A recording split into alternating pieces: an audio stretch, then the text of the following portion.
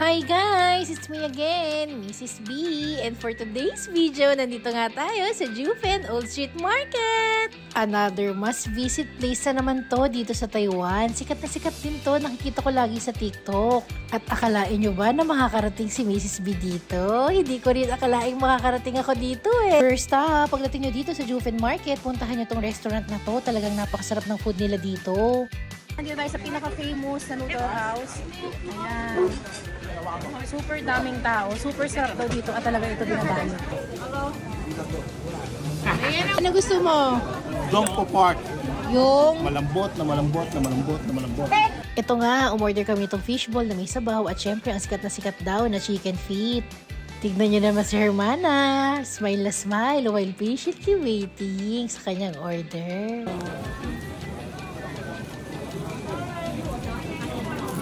Sino na order nyo?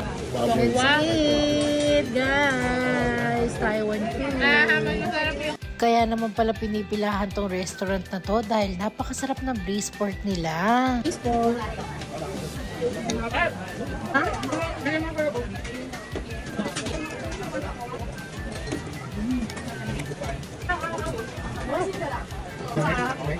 At kung pasalubong lang ang hanap nyo at authentic Taiwanese food, nako, itong Old Street ang para sa inyo. So we're here at Old Street. Super cold. Kakatapos lang namin kumain. And ngayon nagtitingin kami ni Mr. B ng pasalubong. Pagkain daw gusto niya, okay. Titingin ako sa mga coffees niya. Baka may meron dyan.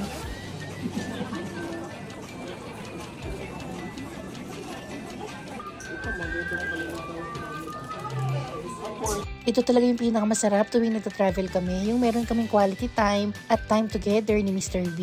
Yung hindi kami busy sa work at hindi kami parehas pagod. Kasi syempre sa Pilipinas, work! Super cold, guys! Habang nandito kami sa Old Street, ito na ata ang pinakamalamig na weather dito sa Taiwan. Kasi naman biglang umulan tapos sasutok-tok na to ng bundok. Ganda siya sa picture, sa personal hindi. Ganda siya sa picture. Napalo!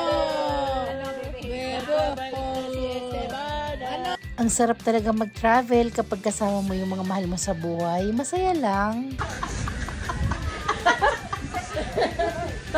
Ito yung mga moments na hindi nyo mabibili o mababayaran, precious yan at priceless. Katulad nito, yung nakaupo lang kami sa isang bench, nagtatawanan habang nagpapahinga at ini-enjoy ang napakalamig na weather ng Taiwan. Pero syempre, habang tumatagal, palamig na ng palamig at mukhang hindi na namin kinakaya. Tignan nyo naman yung si Ginang at ang mga chikiting, nagtaklob na nga ng payong dahil napakaginaw.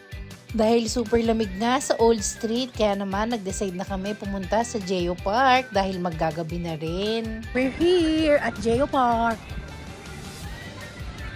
Sakto, nakaabot kami bago mag 5 PM dahil nagsasarado ang Geo Park ng 5 PM.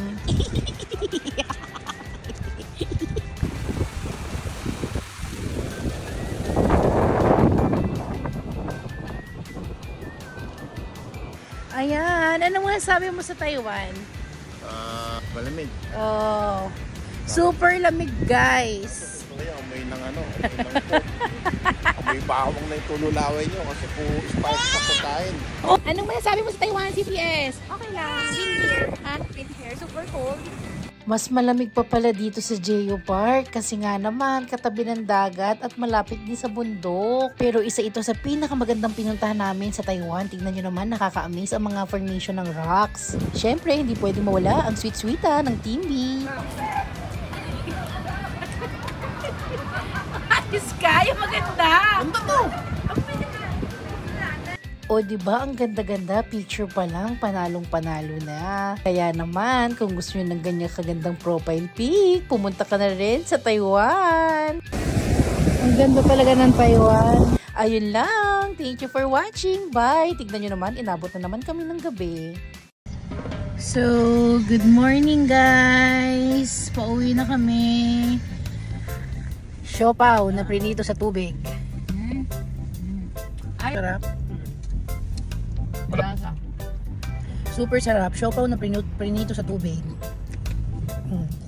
Okay, di ba nasa... Last day na pero relax pa rin tong dalawa sa likod. Naiwanan pala ni Hermana ang kanyang Apple Watch sa CR sa TP Zoo. Pero akalain nyo, nakuha pa namin at nabalik pa. Sobrang honest ng tao dito sa Taiwan. Imagine 2 days yan iniwan pero nakuha. Super honest dito sa Taiwan. Dahil nga flight na namin mamayang gabi at dapat 6 PM na sa airport na kami, ito nga nag-coffee shop na lang kami at nag-enjoy ng mga inumin dito. Habang ang iba naman namimili pa.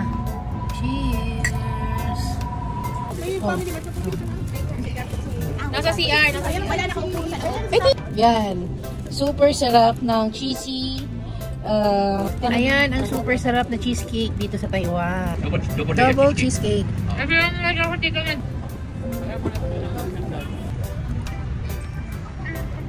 So, we're going to the outlet mall. Hi! Ayan. Bago nga kami tuluyang pumunta sa airport, pumunta muna kami sa outlet store. Titingin kami, baka may mabili pa kami doon ng mga murang pasalubong o kaya naman mga sapatos or damit na nakasil. Medyo ginabi na nga kami sa outlet store at hindi ko na rin na-video yun. Ito ang pinaka nakakalungkot, yung ihahatid ka na sa airport or pag nasa airport na kayo dahil tapos na ang bakasyon. Andito na kami sa airport ng Taiwan. Syempre nakakalungkot kasi almost 6 days namin kasama si Kuya Joseph at si Kuya Tony. So, ganun ako bumagahin. Hindi ako basta pupunta sa pagkakas. Pagkain yan. Iwanan mo na lang yan kila Kuya Joseph. Thank you, Taiwan! Thank you, Kuya Joseph! Kuya Tony, the best! Super galing nila guys! Sila ang kunin nyo! Ayan! Thank you. Ay, nakakaiyak! Uwi na kami! Oh, lang yan! Aba, ang Hermana nyo, pagod na. Ang dami kasing pinamili. At dahil pauwi na kami, dito nyo na mararamdaman ng matinding pagod sa buong tour. Ayan, mga pagod na itsura. Going home, pagod na. Isa pa sa talagang uubos ng lakas mo, ang pagpila sa airport na napakahaba, lalo na kapag pauwi ka na kasi hindi ka naman na excited.